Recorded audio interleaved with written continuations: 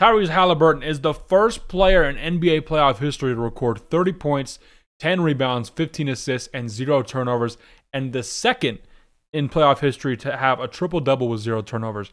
I mean, what a freaking performance overall. Like, the last time that I saw something like this game had nowhere near the same stakes as the other one, but it was when Chris Paul had a 2020 game with no turnovers.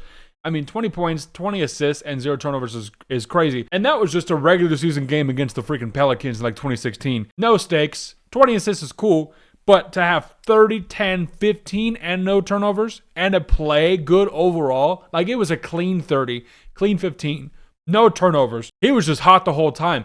And that's to go up 3-1, one game away from going to the finals for the first time in 25 years. What a freaking performance, dude. Tyrese Haliburton. I was thinking like, dude, this guy has exploded as an offensive player, like a shot creator by himself.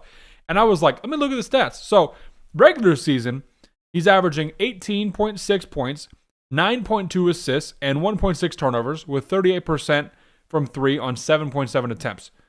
That's pretty good. So I was like, oh, his playoff numbers got to be something crazy, right? They're the exact same.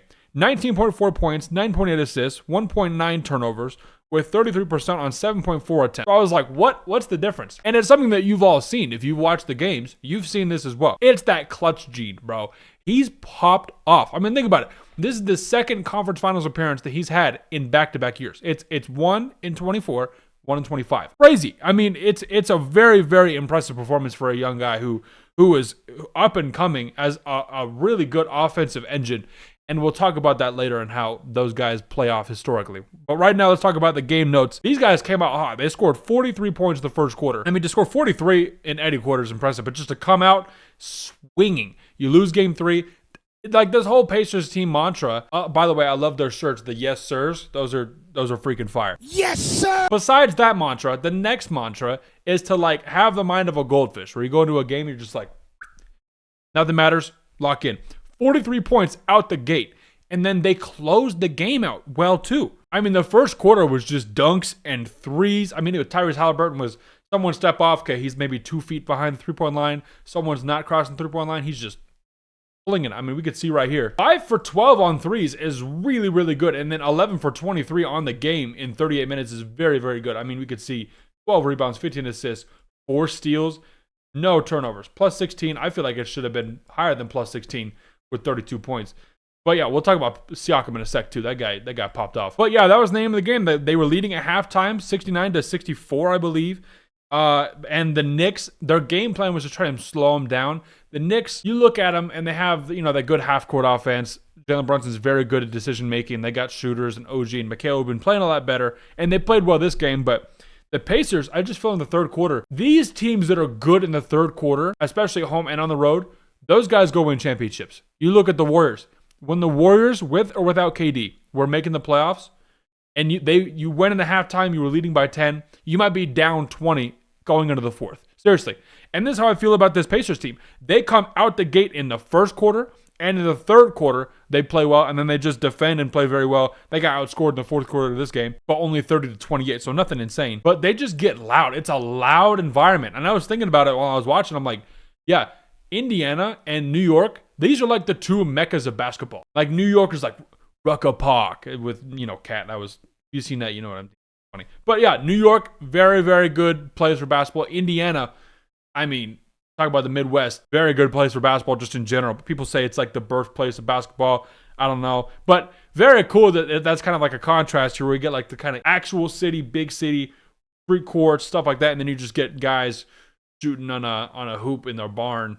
Stuff like that. So I'm not surprised that the Pacers crowd comes out and they show up, bro. And that helps them fuel. Come out of halftime, crowd screaming, they go out and they ball out, right? I feel like the third quarter just got so loud. Then you look at it on paper, they only outscored the Knicks by 6 points. So nothing crazy. Let's talk about the start of this game because the New York Knicks started Mitchell Robinson and he had a fine game, 6 points, 7 rebounds. 5 of those were offensive. That's where I think he kind of came in. Only played 19 minutes, so they brought Josh Hart off the bench. Hart ended up having 35 minutes in the game. But I love that immediately they were like, oh, Mitchell Robinson's in.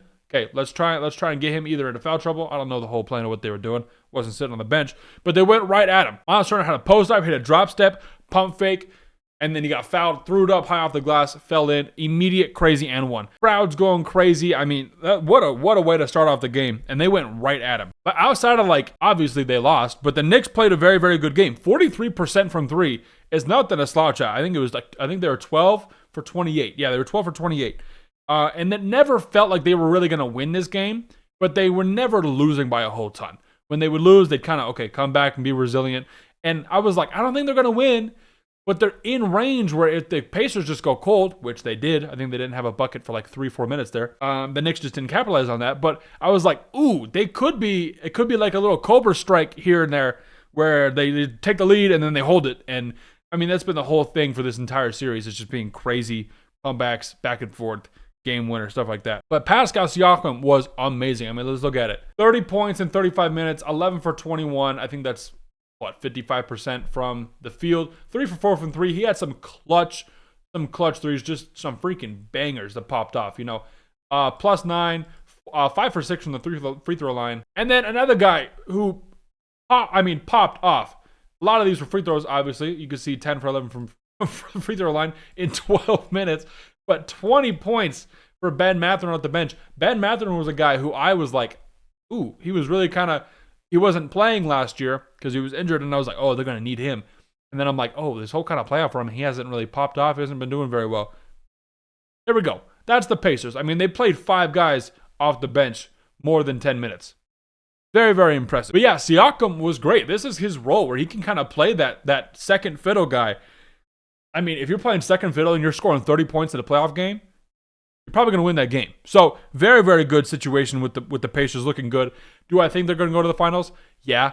Do I actually really want them to win in New York? That would be hilarious just because Haliburton's been on this tour of just, overrate that. It's been crazy. The kind of stuff he's been pulling off has been insane. So speaking of Haliburton, I wanted to talk about how offensive engines are kind of do they win in playoff situations? And I want to emphasize the point that when I say win, I don't talk about a championship. With the info I'm going to provide to you guys, you're going to see kind of how this type of player and 4 specific players have been able to lead a lot of the playoffs in the last 20 years, actually. Those 4 players are Harden, Luka, and LeBron. I consider LeBron an offensive engine because I didn't have a specific metric of this many points, this many assists, but I just looked at those 4 guys. And you look at, have they made the conference finals? Have they made the finals? What does that look like? You can average around 20 and 10. You're probably leading your team offensively overall. And some of these guys go above and beyond that. That's why there's only 4 of them. All of the seasons that I'm going to be showing, they made the Western Conference Finals or the finals. So at least the conference finals in their respective conference. And this is what they averaged. So Harden in 2015, he averaged 27 and 8. In 2018, 29 and 7. Also, James Harden as a player has never missed the playoffs in his entire career. Almost missed it this year, but then balled to freak out against the Warriors to get that 5th seed. Crazy, crazy game. Luka in 2022, he averaged 32 and 6, and in 2024, he averaged 29 and 8, and he made it to the finals that year. LeBron, here's where we get crazy. LeBron in 2007, once again, these are all conference finals appearances or higher. 2007, he averaged 25 and 8. 2009, 35 and 7. 2011, 24 and 6. 12, 30 and 16. 2013, 26 and 7. 2014, 27 and 5. 2015, 30 and 9. 2016, 26 and 8. 2017, 33 and 8. 2018, 34 and 9. 2020, 28 and 9. 2023, 25 and 7. LeBron, if you don't think he's the GOAT, I'm not saying you have to think that. You could see why I think that, obviously. Haliburton in 2024, last year averaged 19 and 8. This year is averaging 19 and 10. So obviously, there's those guys have been playing a lot. LeBron's been playing for 22 years. Is it? I don't even know. He started playing in 2007. Some of you guys weren't even born then. So that's insane to say that. But the question is, do offensive engines like this win?